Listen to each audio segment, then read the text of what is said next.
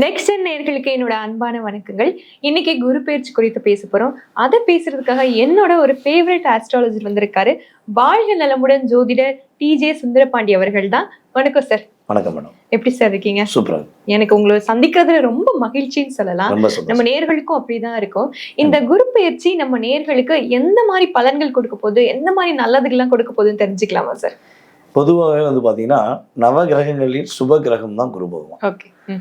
இப்போ சனி பயிற்சியானா ஒரு பதட்டம் இருக்கும், அதே போல் ராகுகேது பயிற்சியானா ஒரு பதட்டம் இருக்கும். ஆனால் குரு பயிற்சி ஆனால் மட்டும் எல்லா ராசி என்பதுமே அப்பாடி நமக்கு இனிமேல் நல்ல காலம் பிறக்க போகுது.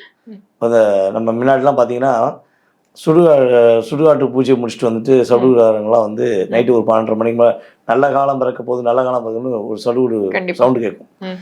ஸோ அப்போ அவங்க சொன்ன வார்த்தைகளை ரொம்ப கவனிப்பாங்க முன்னாடி. இப்போ அவங்களாம் வர்றது கிடையாது. ஸோ அதுக்கடுத்து இப்போ என்னென்னா குருவை தான் ஃபஸ்ட்டு எடுத்துக்கிறோம். இந்த குரு பயிற்சி ஆகிட்டாலே நல்ல காலம் பிறக்க போகுதுங்கிற வார்த்தையை ஆட்டோமேட்டிக்காக மனசில் எல்லாருமே பதிச்சுக்கிறாங்க. ஒரு வீட்டில் ஒரு சுப நிகழ்ச்சி நடக்கணும் அப்படின்னா அந்த ராசி என்பவர்களுக்கு குருவுடைய பார்வை இருக்கணும். குரு பார்வை கோடி புண்ணியம் அப்படிம்பாங்க. ஸோ அப்படிப்பட்ட நம்மளுடைய நவ கிரகத்தில் சுப கிரகமான குரு பகவான் இந்த வருடம் ரொம்ப ரொம்ப ஒரு விசேஷமாக இருக்க போகிறோம். அதாவது ஒவ்வொரு வருடமும் ஒரு பயிற்சியாகி தான் போய் ஒரு ராசியை விட்டு இன்னொரு ராசி. ஆனால் இந்த வருடம் மட்டும் என்ன பண்ணுறான்னா 12 வருஷத்துக்கு ஒரு முறை வருகின்ற கடக ராசிக்குள்ள நுழையிற. சிறப்பான குரு பயிற்சி. ஆமா, ஒரு உச்ச குரு. அதாவது கடகராசியில தான் நம்ம குருபம் என்ன பண்றாருன்னா உச்சம் அடைகிறார். அப்ப வில் பவரா உட்காந்து என்ன பண்றாரு, உனக்கு என்ன தேவையோ என்னுடைய பார்வை மூலமா உனக்கு கொடுக்குறேன், எது உனக்கு கிடைக்கலன்னு நீ நினைக்கிறியோ அதை உனக்கு அற்புதமா கொடுக்க போறேங்கிறத தன்னுடைய பார்வை மூலமாக குரு பகவான் நம்முடைய நேர்கள் அனைவருக்கும் உறுதியா கொடுப்பார் என்பது நிச்சயம். கண்டிப்பா சார். சார், பொதுவாகவே அழகா இருக்கீங்களா உடனே கேட்டோன்னே அப்பா நீங்க ரிஷப ராசியா, இல்ல ஒருத்தர் பேசியே ஜெயிச்சிருவாங்க, இல்ல பேசியே மயக்கிடுவாங்கன்னு சொல்லலாம். உடனே மயக்கிறதுக்கு ரிஷப ராசிக்கு சொல்லித்தர தேவையில்ல. ஆனா சில இடங்கள்ல பாத்தீங்கன்னா நம்ம ரிஷப ராசிக்காரங்க பார்த்தாலே வசிய கொள்ளக்கூடிய ஒரு தன்மை இருக்கும். கண்டிப்பா. அதே போல லாக் ஆகக்கூடிய தன்மை ரிஷப ராசிக்கு தரும். அந்த அன்பினால் போய் லாக் ஆகக்கூடிய ராசியில ஒரு 3-4 ராசிகள் மெயினா எடுத்துக்கலாம். அதுல ஃபர்ஸ்ட் ராசி ரிஷப ராசி. ரிஷப ராசி தான். சரி, இவங்களுக்கான குரு பயிற்சி பலன்கள் எப்படிப்பட்டதா இருக்கு? அதாவது ரிஷபராசி என்பவர்களுக்கு பாத்தீங்கன்னா குரு பகவான் ராசிக்கு 8ஆம் இடத்ததிபதி மற்றும் 11ஆம் இடத்ததிபதி தான் நம்முடைய குரு பகவான். ஸோ இப்படிப்பட்ட குரு பகவான் ராசிக்கு 2ஆம் இடத்துல கடந்த ஒரு வருட காலமாக இருக்கார். தற்போது இவர் குரு பயிற்சிக்கு அப்புறம் 3ஆம் இடத்துக்கு போறார், தைரிய வீரிய ஸ்தானத்துக்கு போறார்.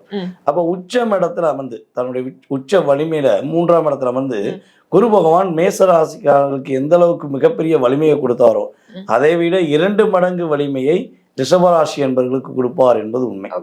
ஏன்னா ரிஷபராசி என்பவர்களுக்கு நம்முடைய குரு பகவான் தன்னுடைய 5ஆம் பார்வை மூலமா 7ஆம் இடத்தை பார்க்க.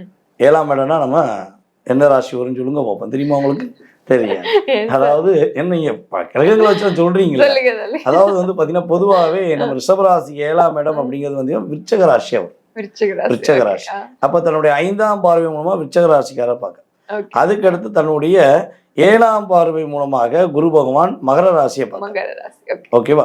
அதுக்கடுத்து பாத்தீங்கன்னா தன்னுடைய 9ஆம் பார்வை மூலமாக மீன ராசியை பார்க்க. ஸோ அப்ப ரிஷபத்துக்கு இந்த 3 கனெக்ட் எப்பவுமே இருக்கும். ரிஷபராசிக்காரங்களை கூட்டு வச்சு கேட்டீங்கன்னா உன்னோட டீம்ல யார் அதிகமா இருக்கான்னா உண்மையிலேயே க்ளோஸா இருக்குது. நான் ரொம்ப க்ளோஸா இருக்கேன் அப்படின்னு சொல்லுடைய லிஸ்ட்ல கண்டிப்பா பாத்தீங்கன்னா ஃபர்ஸ்ட் நம்மளுடைய ரிஷபராசிக்கு யார் இருப்பான்னா விருச்சக ராசிக்காரங்க, அதுக்கடுத்து மகர ராசிக்காரங்க, அதுக்கடுத்து மீன ராசிக்காரங்க. இந்த 3 ராசியும் இல்லாம ரிஷபம் ஒண்ணு எந்த இடத்துலயும் பயணிக்காது. ஒண்ணு அவங்க கூட குழந்தை அந்த ராசிக்குள்ள இருக்கணும், அல்லது நண்பர்கள் அந்த ராசிக்குள்ள இருக்கணும், அல்லது கணவன் மனைவி கூட இந்த ராசிக்குள்ள இருக்கக்கூடிய பாக்கியம் அவர்களுக்கு உண்டு. ஆமா, இது இயல்பாகவே உண்டு. ஸோ இப்படிப்பட்ட நிலையில இவங்க சுத்தி இருக்கக்கூடிய ராசி அன்பர்களை நம்மளுடைய குரு பகவான் பார்க்கறதுனால ரிஷபராசி இனிமேதான் மகிழ்ச்சி அடைய போறாங்க. மகிழ்ச்சி அவங்களெல்லாம் பாக்குறதுனால இவங்க மகிழ்ச்சி அடைய. ஆமா, கூட இருக்கவங்க நல்லவனா இருந்தாங்க. இப்பெல்லாம் நடந்து போக முடியுது, பாதுகாப்பா போக முடியுது. வீட்டுக்குள்ள தூங்குறதும் கூட இருக்கவங்க கரெக்டா இருந்தா தானே இருக்க முடியுது. கண்ணை மூடிட்டு அதாவது தூங்கும் போது கூட ஒரு கண்ணை திறந்து வச்சுட்டு தூங்கணும். நம்ம அஜித் சார் ஒரு பாட்டுல பாடியிருக்காருல, அதே மாதிரிதான் வாழ்க்கை. ஸோ அப்படி இருக்கும்போது இவங்களுடைய அரவணைப்பு என்பது இந்த வட்டம் ரிஷபராசி என்பவர்களுக்கு சிறப்பா இருக்க போகுது. ஸோ அதே போல கணவன் மனைவி ஒற்றுமையில கொஞ்சம் தேவையில்லாத விவாதங்கள் போயிருக்கு, ஏதாவது பிரச்சனை இருக்கு அப்படின்னா அந்த பிரச்சனை இவங்களுக்கு சரியாயிடும். பொதுவாகவே ரிஷபராசிக்காரங்களை கூட்டு வச்சு இந்த பக்கம் பணத்தை கெட்டுக்கெட்டா எடுத்து வச்சுட்டு இந்த பக்கம் பாசத்தை எடுத்து வச்சீங்கன்னா ஃபர்ஸ்ட் அவங்க பாசத்தை எடுத்துக்கிடுவாங்க. ஏன்னா பணம் பின்னாடியே வந்துடும். பாசம் தான் ஃபர்ஸ்ட் முக்கியம் அப்படின்னு ஆட்டோமேட்டிக்கா என்ன பண்ணுவாங்க, ஒரு பாசத்தை எடுத்துக்குவாங்க. அந்த பாசம் இருக்கிற வரைக்கும் அவர்களுடன் உறுதியாக உண்மையாக இருப்பாங்க. ஸோ அப்படிப்பட்ட குணம் தான் நம்மளுடைய ரிஷபராசி. பெண்களுக்குமே அப்படித்தான் இருக்கும், ஆண்களுக்குமே அப்படித்தான் இருப்பாங்க. ஸோ இதுல பெண்கள் ஒரு படி மேல. ஏன் பெண்கள் ஒரு படி மேல அப்படின்னு மட்டும் அவங்கள மட்டும் சொல்றீங்க அப்படின்னு சில பேர் கேட்காங்க. எங்க ரிஷபராசி யாருன்னா சுக்கிரனுடைய ராசி. அந்த இடத்துல எந்த கிரகம் உச்சமடைனா சந்திரன். அப்ப இந்த இரண்டுமே பெண் அப்படிங்கிறதான். அப்ப அந்த பெண் அந்த ராசியில வலிமை பெறறதுனால ரிஷபராசி பெண்கள் இலகிய மனசு உள்ளவங்க, ரொம்ப ரொம்ப இலகிய மனசு. அப்போ நம்ம பெண்கள் வந்து இலகிய மனசுலன்னு சொல்றீங்க, இல்ல பெண்கள்ல உயர்ந்தவங்க இந்த ரிஷப ராசின்னு சொல்றீங்க. சோ அப்ப இவங்க தொழில் தொடங்கும் போது பெண்கள் தொடங்குற தொழில் அமோகமா வரும்னு சொல்லலாமா? அதாவது பெண்கள் தொழில் தொடங்கும்போது சூப்பரா இருக்கும். ஆனா என்னன்னா பெண்கள் தன்னை மட்டும் நம்பி தொடங்கணும். பிறரை நம்பி தொடங்குறது, இந்த நண்பர்களை நம்பி தொடங்கும் போது தான் மாட்டிக்கிடுவாங்க. ரிஷபராசிக்காரங்க எப்ப நான் என்னுடைய ஃப்ரெண்ட்ஸை ரொம்ப நம்புறேன், என்னுடைய பார்ட்னர் நான் ரொம்ப நம்புறேன், நான் ஒரு பார்ட்னர்ஷிப்ல பண்றேன் அப்படின்னு நினைக்கும் போதுதான் அவங்க என்ன பண்றாங்கன்னா ஆரம்பிக்கும் போது ஹை பொசிஷன்ல போயிட்டு பின்னாடியே குழி தோண்டிட்டே வருவாங்க. ரிஷபராசிக்காரங்களை அமைக்க விட்டுருவாங்க. ஸோ அப்ப என்ன பண்ணணும், கொஞ்சம் கவனமா இருக்கணும். அப்ப இது வந்து இயல்பாக பொது பலன். ஸோ அப்படி பார்க்கும்போது இப்போ உள்ள காலகட்டங்கள்ல இவங்க கூட இருக்க உறவுகளுடைய மாற்றங்கள் மூலமாக இவங்க பெரிய முன்னேற்றம் அடைவாங்க. இவங்களுக்குரிய மன அழுத்தம் குறையும், இவங்களுடைய குலதெய்வத்துடைய ஆசீர்வாதங்களுக்கு கிடைக்கும். ஸோ அதே போல இவங்களுடைய திருமண வாழ்க்கையில இனிமேதான் ஒரு நல்ல முன்னேற்றம் உண்டு. திருமணத்துக்காக வரன் பார்த்துக்கிட்டு இருக்காங்க, ரொம்ப நாள் ஆகிறேன், தேடிக்கிட்டே இருக்கேன், ஒன்னே கிடைக்க மாட்டேங்குது சார், யாரும் ஒரு 5 வருட காலமாக தேடுறேன், ஏதோ ஒரு விஷயத்துல நிச்சயம் பண்ணி கூட நின்றுருக்கும். ஸோ இப்படிலாம் இருக்க வேண்டிய சூழ்நிலை நம்மளுடைய ரிஷபராசி என்பவர்களுக்கு யாருக்குன்னு இருக்குன்னா உறுதியாக இந்த குரு பயிற்சி காலம் குரு பகவானுடைய பார்வையின் மூலமாக இவர்களுக்கு திருமண பாக்கியம் உறுதியாக உண்டு. தடைப்பட்ட திருமணம் நடைபெறும். அதே போல வந்து பார்த்தீங்கன்னா 2வது திருமணம் முடிக்கலாமா, கல்யாணம் முடிச்சு ஏமாத்துட்டேன், நிறைய போராட்டத்தை சந்திச்சிட்டேன், ஒவ்வொரு நாளும் நான் அந்த வீட்டில் வாழ்ந்தது கொடுமையான வாழ்க்கை தான், எனக்கு 2வது வாழ்க்கையாக கிடைக்குமானா உறுதியாக அப்படி எதிர்பார்க்கிற நம்மளுடைய ரிஷபராசி ஆண்களா இருக்கட்டும் அல்லது பெண்களா இருக்கட்டும் அவர்களுக்கு 2வது திருமண பாக்கியம் உறுதியாக உண்டு.